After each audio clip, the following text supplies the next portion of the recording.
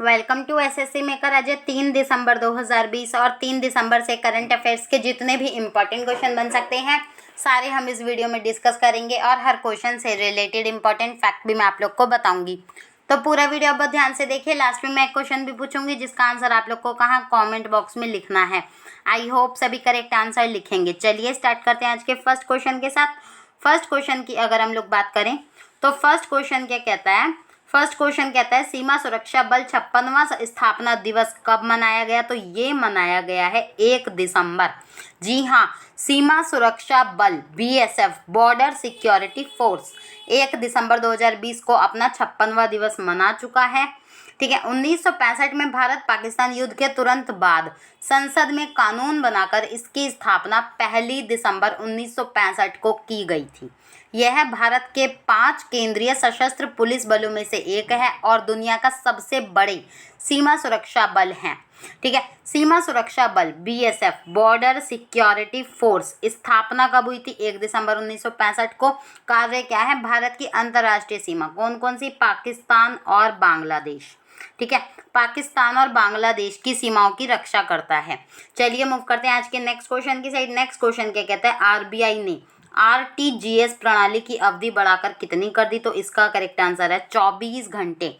जी हाँ, आरबीआई ने हर एक सप्ताह के सभी दिन मतलब 24/7 के आधार पर real time gross settlement RTGS की फुल फॉर्म की अगर हम लोग बात करें तो क्या है? रियल टाइम ग्रॉस सेटलमेंट प्रणाली के माध्यम से धन का हस्तांतरण करने की सुविधा को प्रदान किया है। ठीक है, यह कब से लागू किया गया है? 1 दिसंबर 2020 से इसको लागू कर दिया गया है।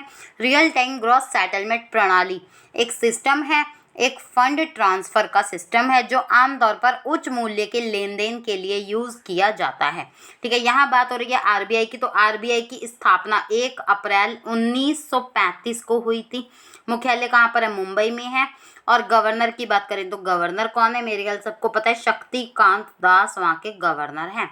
इसका करेक्ट आंसर क्या है? 24 घंटे। चलिए मूव करते हैं आज के अगले प्रश्न की साइड। अगला प्रश्न क्या कहता है? अंतर्राष्ट्रीय दास प्रथा उन्मूलन दिवस 2 दिसंबर को मनाया जाता है। ठीक है, 2 दिसंबर को हर साल मनाया जाता है अंतर्राष्ट्रीय दास प्रथा उन्मूलन दिवस। इसका मुख्य उद्देश्य क्या है? इसका मुख्य उद्देश्य यही है ना कि भैया संपूर्ण विश्व को दास प्रथा को समाप्त करना, संपूर्ण विश्व से जो दास प्रथा है उसको समाप्त करना। चलिए देखते हैं अगला प्रश्न क्या कहता है। भारत सरकार ने किस राज्य के लिए एशियाई विकास बैंक के साथ 13 करोड़ 28 लाख अमेरिकी डॉलर के ऋण पर हस्ताक्षर किए? तो इसका करेक्ट आंसर क्या है? इसका करेक्ट आंसर है मेघालय। जी हाँ, भारत सरकार ने एशियाई विकास बैंक के साथ 13 करोड़ 28 लाख अमेरिकी डॉलर के ऋण पर हस्ताक्षर किए हैं। क्यों किए हैं? इससे मेघालय में बिजली वितरण व्यवस्था को मजबूत बनाने के लिए और इसका आधुनिकीकरण करने के लिए, ठीक है, घरों, उद्योगों और व्यवसायों के लिए आपूर्ति की गुणवत्ता में सुधार किया जा सकेगा। ठीक है, इस परियोजना से राज्य सरकार को 24 घंटे बिजली प्रदान करने में बहुत ज़्यादा मदद मिलेगी। तो इसका करेक्ट आंसर क्या है? इसका करेक्ट आंसर है मेघालय। यहाँ बात हो रही है किसकी? एडीबी की। एडीबी बोले तो एशियन डेवलपमेंट बैंक, एशियाई विकास बैंक। ठीक है, अगर हम लोग बात करें स्थापना की तो स्थापना कब हुई थी? 16 दिसंबर 1966 को इसकी स्थापना हुई थी। मुख्यालय की बात करें तो कहाँ पर है? मनीला, फिलीपींस में इसका मुख्यालय है। सदस्य देश कितने हैं? 68 इसके सदस्य देश हैं। तो इसका करेक्ट आंसर क्या है? मेघालय। चलिए देखते हैं आज का अगला प्रश्न क्या कहता है। भारतीय नौसेना ने किस सुपरसोनिक क्रूज मिसाइल का सफल परीक्षण किया? ब्रह्मोस। जी हाँ, भारतीय नौसेना ने अंडमान और निकोबार द्वीप समूह क्षेत्र में ब्रह्मोस सुपरसोनिक क्रूज मिसाइल के एंटी शिप वर्जन का सफल परीक्षण किया। ठीक है, मिसाइल 300 किलोमीटर की स्ट्राइक रेंज के साथ भारतीय नौसेना के आईएनएस रणविजय से लॉन्च की गई है। इस मिसाइल को भारतीय सेना के तीनों अंगों में तैनात किया गया है। यहाँ बात हो रही है भारतीय नौसेना की, मतलब इंडियन नेवी की। तो इंडियन नेवी की स्थापना 1612 में हुई थी। ठीक है, नौसेना दिवस 4 दिसंबर को मनाया जाता है। नौसेना दिवस कब मनाया जाता है? 4 दिसंबर को। नौसेना के प्रमुख कौन है? एडमायरल करमबीर सिंह वहाँ के प्रमुख हैं। चलिए देखते हैं अगला प्रश्न क्या कहता है, जूता कंपनी बाटा के वैश्विक प्रमुख सीईओ कौन बने? तो इसका करेक्ट आंसर है संदीप कटारिया। जी हाँ, संदीप कटारिया इसका करेक्ट आंसर है। अगर हम लोग बात करें संदीप कटारिया को जूता कंपनी बाटा इंडिया के प्रमुख से पदोन्नत कर वैश्विक परिचालन का मुख्य कार्याधिकारी नियुक्त कर दिया गया है। ठीक है, अगर हम लोग बात करें संदीप कटारिया एलेक्सिस नसार्ड का स्थान लेंगे जो पिछले 5 साल से इस पद पर थे। मतलब वो किसको रिप्लेस करने वाले हैं? एलेक्सिस नसार्ड को। ठीक है, बाटा इंडिया के ग्लोबल सीईओ बनने के बाद 49 एज के कटारिया माइक्रोसॉफ्ट के सत्य नडेला, अल्फाबेट के सुंदर पिचाई, मास्टर कार्ड के अजय बंगा, आईबीएम के अरविंद कृष्णा, रैकेट बैंकिजर के लक्ष्मण के साथ लिस्ट में शामिल हो चुके। बहुत इंपॉर्टेंट पर्सनैलिटी है संदीप कटारिया, इनको आप जरूर पढ़ लीजिए, इनके बारे में पूछने के क्वेश्चन बहुत ज़्यादा बन जाते हैं। चलिए देखते हैं आज का अगला प्रश्न क्या कहता है, किस प्रदेश में सूर्यधार झील का लोकार्पण किया गया? तो इसका करेक्ट आंसर है उत्तराखंड। जी हाँ, उत्तराखंड इसका करेक्ट आंसर है। उत्तराखंड के मुख्यमंत्री कौन है? त्रिवेंद्र सिंह रावत। उन्होंने देहरादून के डोईवाला में सूर्यधार झील का लोकार्पण किया। ठीक है, सूर्यधार झील जो है वो 550 मीटर लंबी, 28 मीटर चौड़ी और 10 मीटर गहरी है, जिसकी क्षमता 77,000 क्यूबिक मीटर है। यह झील राज्य के 18 से 20 गांव की पीने की पानी और सिंचाई की जरूरतों को पूरा करने के अलावा इस क्षेत्र में जल संसाधनों को दुरुस्त करेगी और एक स्वस्थ इकोसिस्टम बनाने में भी मदद करेगी, जो प्रवासी पक्षियों को आकर्षित करेगा। तो इसका करेक्ट आंसर क्या है? इसका करेक्ट आंसर है उत्तराखंड। उत्तराखंड की राजधानी मेरे ख्याल से सबको पता है, देहरादून वहाँ की राजधानी है। मुख्यमंत्री हमने बताया त्रिवेंद्र सिंह रावत है। राज्यपाल कौन है? बेबी रानी मौर्य। चलिए देखते हैं आज का अगला प्रश्न क्या कहता है, नागालैंड राज्य का स्थापना दिवस कब मनाया जाता है? तो ये मनाया जाता है 1 दिसंबर को। नागालैंड अपना 58वां राज्यत्व दिवस मना रहा है। ठीक है, मनाया है इस साल 1 दिसंबर 1963 को। यह भारत का 16वां राज्य, 16th स्टेट ऑफ इंडिया। ये कब बना था? 1963 में बना था।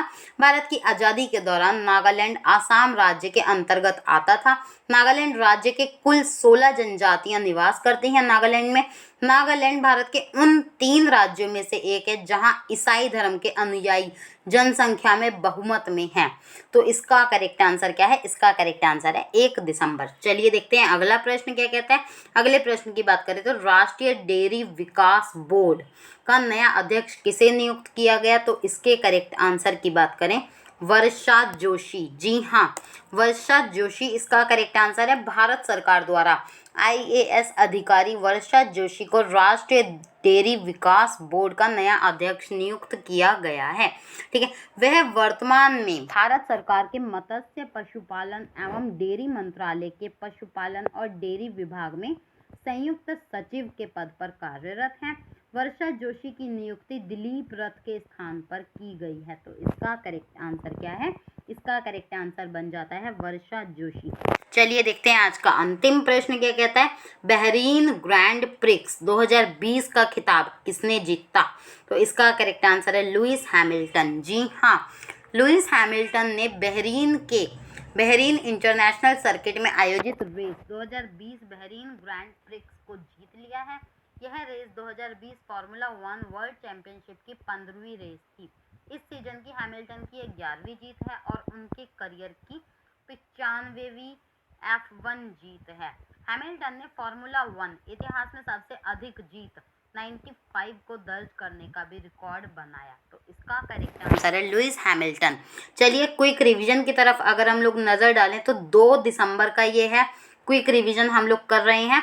केंद्र सरकार ने कृषि सुधारों के लिए 1 लाख करोड़ रुपए के कृषि अवसंरचना कोष की शुरुआत करी। सिख धर्म के गुरु नानक देव गुरु का 551वां प्रकाश पर्व मनाया गया इस साल। ठीक है, विश्व एड्स दिवस 1 दिसंबर को मनाया जाता है। डिक्शनरी.com ने पैंडेमिक शब्द को वर्ष 2020 का शब्द घोषित किया। कैम्ब्रिज डिक्शनरी ने किसको किया? कैम्ब्रिज डिक्शनरी ने क्वारंटाइन को ऐड किया। ठीक है, कंफ्यूज बिल्कुल नहीं होना है आप लोग को। डिक्शनरी.com ने पैंडेमिक को बोला और कैम्ब्रिज ने बोला किसको, क्वारंटाइन को। चलिए देखते हैं नेक्स्ट। इस वित्त वर्ष में स्टैंडर्ड एंड पुअर्स ने देश की जीडीपी में 9% की गिरावट का अनुमान लगाया। ठीक है। लोकसभा के नए महासचिव कौन है, उत्पल कुमार सिंह बने हैं।